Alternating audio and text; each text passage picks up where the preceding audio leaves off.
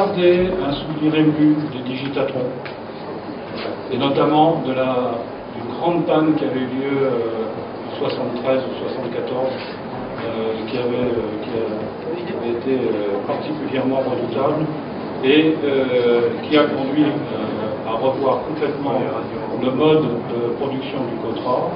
Et le CENA avait continué à s'occuper du COTRA 3, le STNA avait été chargé de réaliser le COTRA 4, et on a eu la joie d'assister pendant un certain temps à une course-poursuite entre le COTRA 3 et le COTRA 4.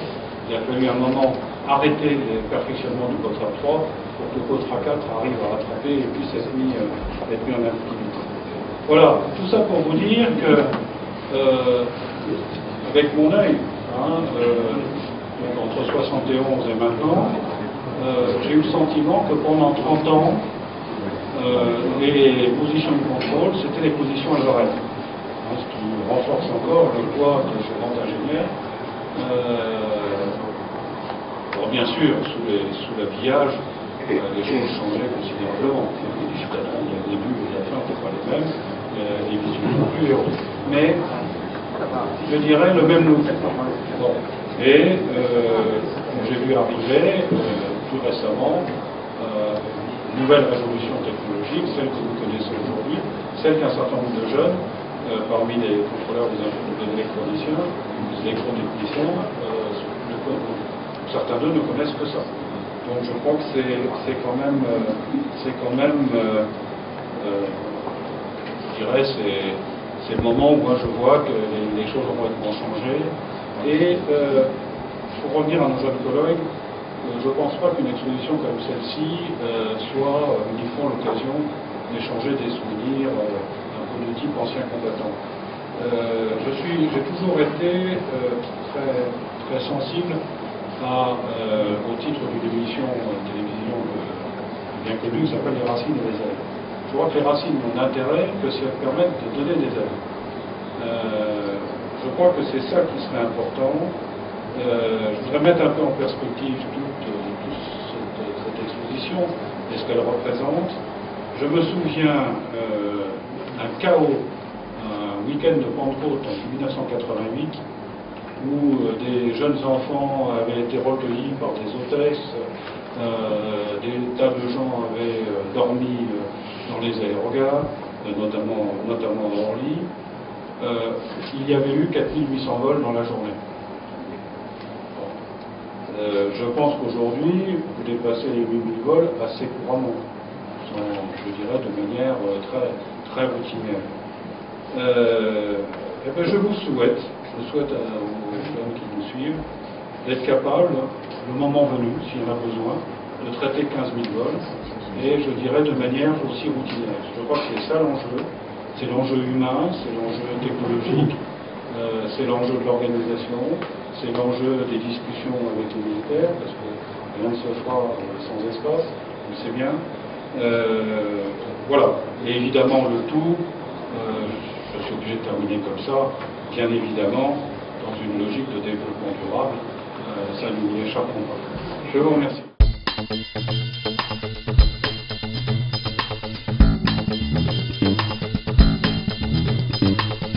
Je voudrais que vous nous disiez un petit peu comment vous avez vécu cette expérience avec les gens de l'aviation civile en tant que professionnel. Alors moi, ce que j'ai trouvé très agréable, c'est d'avoir un vrai travail de mémoire dans l'entreprise. Parce que c'est quelque chose qui se perd dans tous les domaines. Et donc là, j'ai trouvé que les gens se passionnaient pour écrire cette histoire, tant sur le plan technique que sur le plan humain. Et moi, je suis particulièrement intéressé par le plan humain.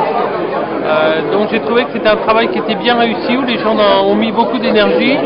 Donc nous, en tant que prestataires, on était peut-être frustrés un petit peu de ne pas en faire quelque chose pour le grand public. Ça reste une expo, je vais dire maison, mais que je trouve très, très intéressante. Donc je peux qu'approuver la démarche. Et c'est vrai que j'aurais envie qu'elle aille plus loin, en fait, d'avoir quelque chose sur le contrôle général, sur le contrôle aérien en général, mais toujours illustré par des hommes. Bon, là maintenant, c'est vrai que ça serait intéressant de compiler des témoignages humains, parce que là on a quelque chose, on a une trace, on a une œuvre de mémoire J'aimerais bien compléter ça par de l'intérieur, par des interviews de gens tels qu'ils ont pu la vivre. Mais j'aime beaucoup ce travail. Et ce qui est agréable, c'est de voir que finalement, il y a des lieux ensuite qui peuvent se l'approprier, parce que le siège de la DGAC, c'était facile, entre guillemets. Là, on voit que ça vit, que c'est modulaire, que ça se réadapte au lieu, donc ça, j'aime bien aussi. Voilà.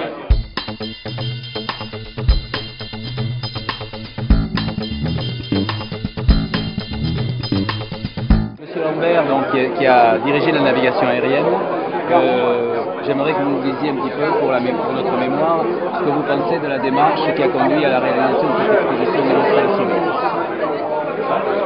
Il est difficile de répondre objectivement parce que on voit énormément d'émotions dans les yeux de ceux qui sont rassemblés ici. Ce sont des pans entiers de leur passé qui reviennent à la surface. Mais si on laisse le côté émotionnel,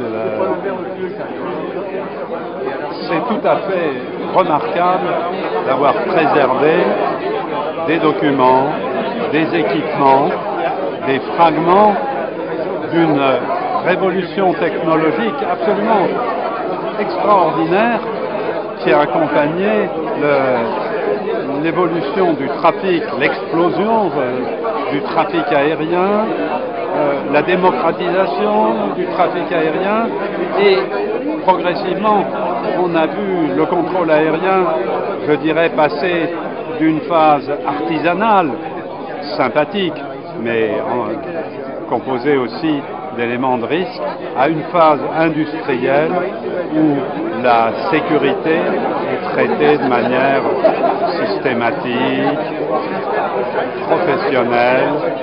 Et on voit tout ça en raccourci dans votre expo. Et, vous pouvez nous rappeler à quelle époque vous avez exercé les fonctions de directeur de navigation aérienne? Ah oui, mais moi je suis un benjamin dans cette auguste assemblée. Ma période de direction de la navigation aérienne, c'est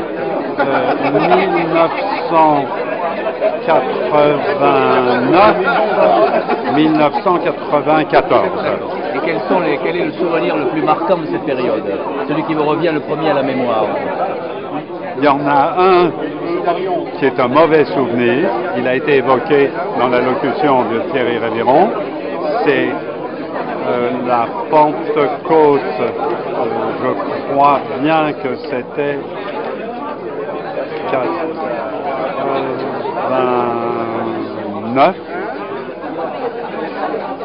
Un trafic record pour l'époque, mais aussi une panne informatique tout à fait vicieuse, un vendredi soir, entraînant comme conséquence un blocage en fin de journée, de nombreux vols, de nombreux passagers passant la nuit entière dans l'aérogare. La catastrophe, 91, je crois que c'était 91. Alors maintenant le meilleur souvenir. Ah, le meilleur souvenir. Le meilleur souvenir, c'est le déploiement de la couverture radar secondaire Monopulse en France, qui s'est faite, il y a une vingtaine de radars, sans anicroche, et qui a permis de faire un saut immense dans la qualité des éléments sur lesquels le contrôle fonctionne, qui sont fiables, précis, et qui sont une marche d'escalier vers le radar modeste qui commence à remplacer en étant beaucoup plus riche. Le radar monopulse, c'était simplement l'information radar. Le radar modeste, c'est l'information radar avec un enrichissement qui permettra encore de faire face aux augmentations futures de trafic, comme les évoquait Révéron tout à l'heure.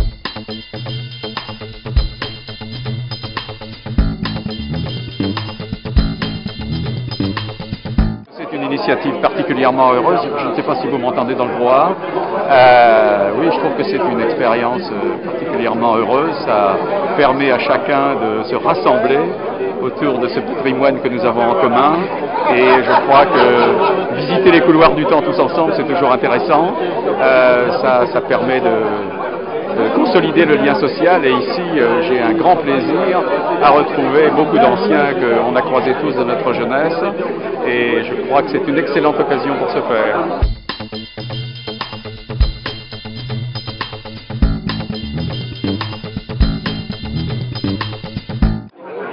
Puisque c'est l'association La Mémoire de Bordeaux Contrôle qui a proposé à la DGAC de l'aider à faire cette exposition itinérante dans l'ensemble des services. Alors j'aimerais bien que Daniel nous parle un petit peu de son idée, de la façon dont il a vécu sa réalisation et des espoirs qu'il a pour l'avenir de la mémoire de l'aviation civile et de la navigation aérienne. Alors ce qu'on peut dire, c'est que ça a été 2 années de travail assez intéressantes. On a sollicité pas mal de personnes, pas mal de témoignages. On a fait un travail de construction qui repose sur une équipe d'une dizaine de personnes. Là où nous sommes au 3e centre, dans lequel l'exposition est présentée, on a partout un accueil, je dirais, plutôt chaleureux, et on a la grande surprise, ce sont que les jeunes s'intéressent à l'exposition, parce que quelque part ils y découvrent, je dirais, des racines professionnelles. Et donc il y a cette attractivité là qui est très nette. Et pour l'avenir, je pense que la navigation aérienne va se passionner un peu plus pour ses racines, donc on sera susceptible de faire d'autres tâches, d'autres prestations de ce style sur d'autres domaines.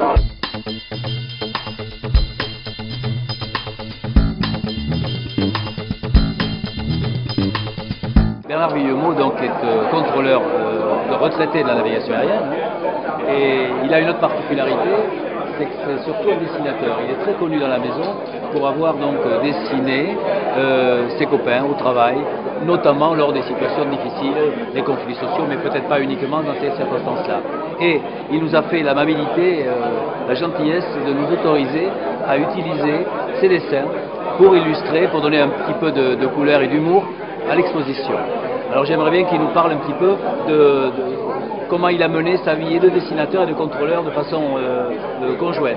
Voilà, parle-nous un petit peu de ta vie professionnelle. C'était pas tellement difficile, parce qu'il y a quand même des moments où il n'y a pas trop d'avions, donc on n'a pas trop à parler, donc on a le temps de dessiner. Ça s'arrête à peu près là. Et puis, quand on est instructeur, on regarde les élèves travailler, donc il laisse encore un peu de temps. Mais dans les situations difficiles, je regardais quand même l'élève. Mais sur 30 ans, il reste 2 ou 3 moments pour dessiner. Oui. Mais est-ce que tu as dessiné toute ta carrière, ou c'est quelque chose qui est venu en cours de carrière, ou tu as toujours dessiné dans ta vie? Toujours. J'ai encore mon cahier de philo. Et alors là, tu illustrais souvent des publications, j'imagine, de caractère syndical. Au départ, c'était des dessins que je faisais pour moi et des camarades pour moi. Et puis après, ça a été des dessins. Le syndicat m'a demandé d'illustrer peu à peu. Et puis c'est comme ça qu'on est arrivé à ce bouquin 10 ans de dessin syndical. Est-ce que tu as dessiné aussi d'autres choses que les jeux professionnels? Est-ce que tu avais d'autres thèmes que la vie professionnelle? Oui, ma vie dans un bistrot un soir, où vient des copains, où j'ai toujours dessiné. Pour moi, le dessin, c'est une façon de parler. Tu as pris ta retraite il y a pas mal de temps déjà? 86, 2007, ça fait, si je ne m'abuse, 21 ans. 21 ans. Et tu continues à dessiner toujours? Oui, bien sûr. Quels sont tes thèmes favoris aujourd'hui? Aucun thème. C'est rien de particulier. Pour moi, c'est une façon de rentrer dans la conversation ou d'en sortir. De donner son avis avec un dessin, mais j'ai toujours dessiné. Mon père dessinait, mais toute ma famille dessinait.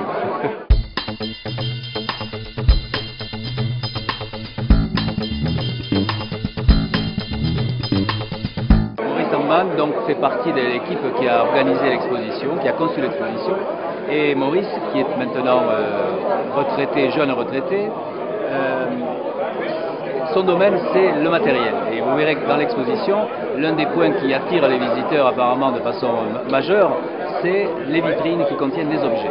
Alors on a mis beaucoup d'énergie à travailler sur ces vitrines, mais j'aimerais bien que Maurice nous parle un petit peu de la façon dont il voit l'exposition, les expositions à venir, le problème de conservation du matériel, enfin qu'il nous donne un petit peu son sentiment sur ce sujet. Le dossier qui au début me paraissait un dossier purement technique est devenu au fil des temps un dossier que je qualifierais même d'historico-technique, auquel je me suis particulièrement intéressé, particulièrement passionné, et qui m'a obligé à plonger dans tous mes souvenirs et contacter beaucoup d'anciens collègues, faire appel à ma documentation, faire appel à mes livres propres, faire appel à pas mal de mes souvenirs.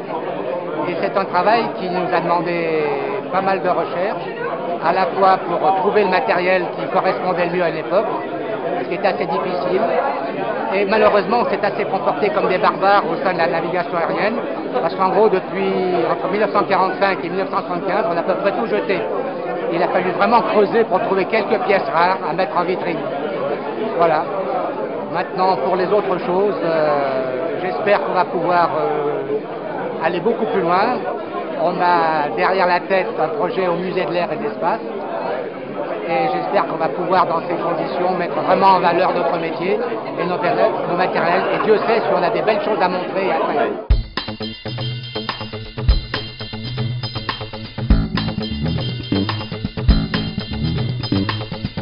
Quels sont les souvenirs qui ont marqué le plus votre carrière? Positivement, je dirais.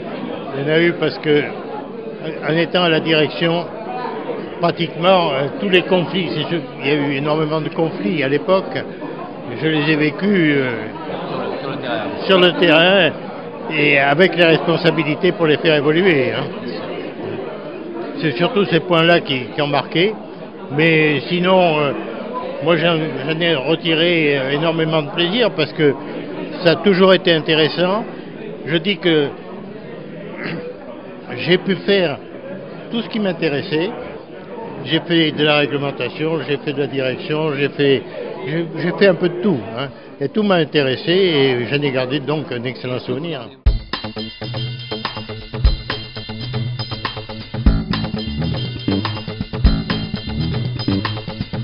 Puisque j'étais un ancien commandant d'aérodrome, c'est-à-dire il en reste quelques-uns qu'on retrouve chez Botulanski, à l'association des anciens, mais il n'y en a plus beaucoup. En quelle année étiez-vous commandant d'aérodrome? Moi, je suis de la dernière promotion, c'est-à-dire je suis sorti en 1948, et mon premier poste a été par conséquent en Indochine, en 1948, comme commandant adjoint stagiaire. Et petit à petit, j'ai pris du galon, et quand je suis rentré en France, à ce moment-là, il y a eu les intégrations dans les nouveaux corps, pour devenir soit ingénieur d'exploitation de la navigation aérienne, soit ingénieur de la navigation aérienne. Moi, je n'avais probablement pas de référence suffisante, j'ai été intégré ingénieur d'exploitation aérienne. Mais c'est comme commandant d'aérodrome que j'ai agi en Indochine, parce que c'était le seul corps à ce moment-là existant. Alors vous avez vécu donc les débuts du contrôle finalement? Les débuts du contrôle, je les ai vécus essentiellement à Aix, en Provence. C'est-à-dire, comme je vois 60 ans de contrôle aérien, 60 ans, c'est-à-dire de 47, moi, mes années de contrôle aérien, c'est de 53 à 55. C'est-à-dire, c'était encore les premières années du contrôle aérien. J'étais chef d'exploitation du centre de contrôle régional d'Aix-en-Provence. On n'y est pas encore on n'y est pas encore CRNA. C'était les centres de contrôle aérien. Et j'avais quand même une petite notion de ce que c'était, puisque j'avais fait un stage à Orly en 1948 dans le cadre de mon enseignement, à l'époque où le centre de contrôle régional de Paris, qui s'appelait encore JATC, Joint Air Traffic Control, venait d'être passé des Américains aux Français. Et par conséquent, j'avais déjà une première notion de ce que pouvait être le contrôle aérien. Mais je me suis surtout aguerri au contrôle aérien à Aix-en-Provence. Et vous êtes resté jusqu'à quelle année à Aix-en-Provence? Je suis resté jusqu'à 55. 55. Et ensuite Ensuite, alors là, ma carrière contrôleur, si j'ose dire, a pris fin, parce que comme j'avais une certaine expérience, j'étais muté à Paris à la direction, et là je me suis occupé des organisations de l'établissement des plans de circulation aérienne.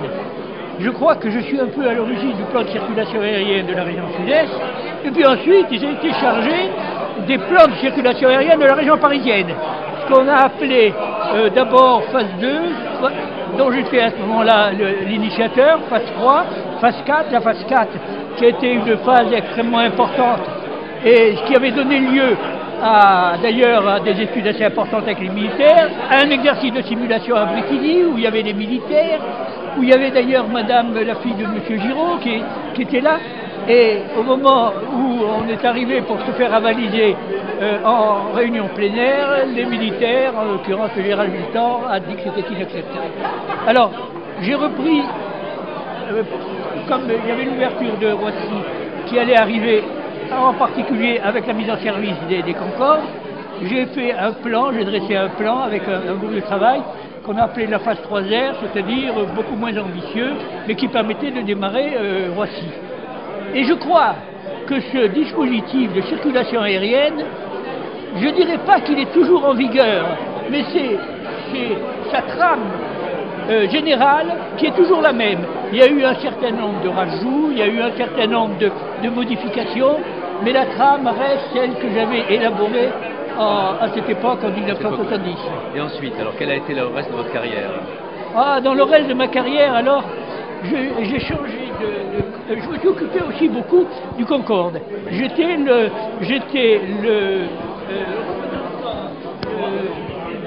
de la DNA dans deux groupes de travail. L'un c'était sur la détonation balistique en travaillant avec le CEV et l'autre sur les problèmes de navigation. J'ai expérimenté à plusieurs reprises des itinéraires de sortie pour le Concorde. Je suis allé faire les procédures d'arrivée et de départ de Rio. Je ne suis pas allé faire celle de Caracas, mais je me suis pas mal occupé du Concorde. Puis, une fois qu'il a été mis en service, à ce moment-là, j'ai changé de corps et je suis devenu le conseiller technique du délégué à l'espace aérien, qui à l'époque était M. Demesse et qui dépendait du Premier ministre. J'y suis resté un certain nombre d'années, mais toujours en m'occupant, en arrière-plan, de l'organisation de la circulation aérienne dans la région parisienne. J'étais toujours le président du groupe de travail, qu'on appelait le groupe de travail région parisienne. Et puis, après, malgré tout, je ne pouvais pas rester très longtemps, j'étais aspiré à la région Nord. À l'époque, la région Nord couvrait la moitié de la France.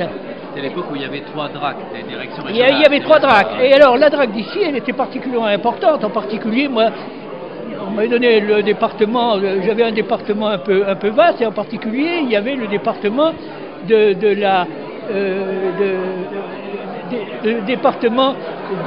comment pourrait-on dire, des opérations aériennes. On avait la tutelle opérationnelle et technique des